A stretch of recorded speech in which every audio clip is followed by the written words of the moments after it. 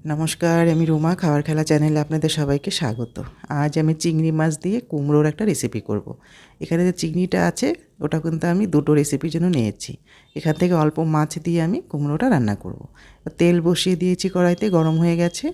এখানে আমি শুকনো লঙ্কা আর তেজপাতা ফোড়ন দিলাম। শুকনো লঙ্কাটা ভাজা হয়ে গেলে এর মধ্যে আমি পেঁয়াজ কুচি দিয়ে দিব। আমি পেঁয়াজ দিয়ে কিন্তু রান্নাটা করব। পেঁয়াজটা সামান্য একটু ভাজা হবে, আর ওদিকে আমি কুমড়ো তো আগেই ভেজে রেখেছি।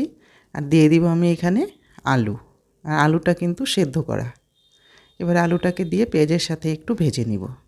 খুব অসাধারণ হয় কুমড়োর এই রেসিপিটা খেতে। আর চিংড়ি মাছ যার মধ্যে পড়বে তার স্বাদই দ্বিগুণ হয়ে যাবে।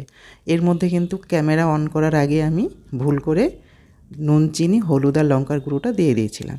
আর সবারই জানা আছে যে কোনো রান্নায় নুন, হলুদ আর লঙ্কার গুঁড়ো তো লাগেই, চিনি লাগেই।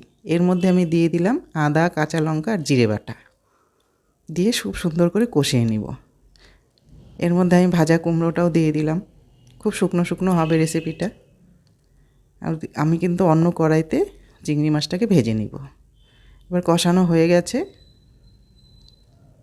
এর মধ্যে আমি এখন মাছটাও দিয়ে দিব। সামান্য একটু নেড়ে চেড়ে নিই। এর মধ্যে মাছটা দিয়ে আর কিছুক্ষণ আমি রান্না করে নিব, নয়তো মাছের স্বাদটা কিন্তু কুমড়োর মধ্যে আসবে না। এর মধ্যে কাঁচা লঙ্কাও দিয়ে দিয়েছি। আমার রান্নাটা প্রায় শেষের দিকে। যদি আপনাদের ভালো লাগে লাইক কমেন্ট করবেন, পারলে একটা শেয়ার করবেন। এবার কুমড়োটাকে আমি নামিয়ে নিব। আপনারা দেখে বলবেন কেমন হয়েছে। আমার ভিডিওটা এখানেই শেষ করলাম। কথা হবে পরের কোনো ভিডিওতে।